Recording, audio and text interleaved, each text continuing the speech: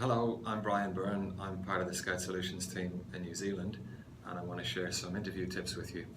I'll start with a story from my own background. So when I was about 23 or 24 maybe, I came back from a year of traveling, and I had spent that year wearing the same kind of two or three t-shirts and raggy pairs of jeans. So when I returned from my traveling and I was setting out in the world to find a job, I had no decent clothes to wear whatsoever, apart from a fairly cheap three-piece suit that I bought a couple of years beforehand for something I can't remember, and it had hung in my parents' house for about 2 years.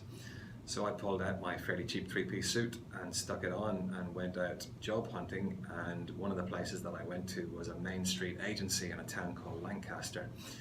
And I did a couple of months worth of temping work for those guys. And at the end of those couple of months, they offered me a job as a trainee recruiter. And one of the things they'd said to me was that what had impressed them about me the first time that they'd met me was my fairly cheap three-piece suit.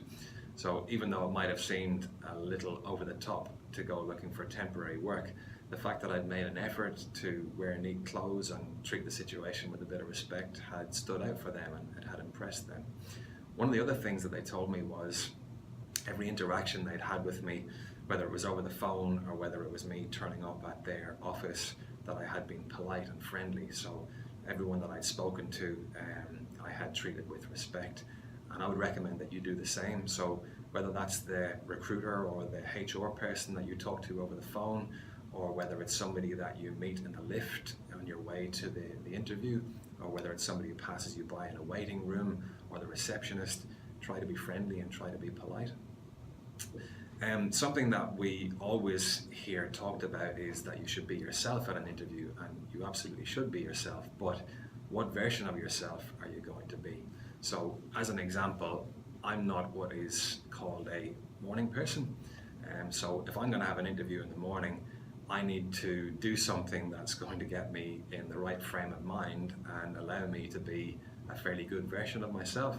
So for me, I do a bit of exercise, so I go for a run or do something that will get the blood flowing and get oxygen and get endorphins going to my brain so that I can turn up and be a fairly good version of myself. If you're not into exercise, there's obviously lots of things you can do. I mean, maybe you just want to have a massive coffee, maybe you want to have 3 or 4 Baroccas, whatever works for you, whatever allows you to get into a good frame of mind. Another thing that you'll probably want to do is think about the time before the interview. So again, this is in relation to what version of yourself turns up at the interview. So if you're in the middle of a massively stressful period of work, you might want to take a half day off so that you don't have to have all of those stressful work-related situations going through your head. Maybe you want to take that time just to relax in the morning.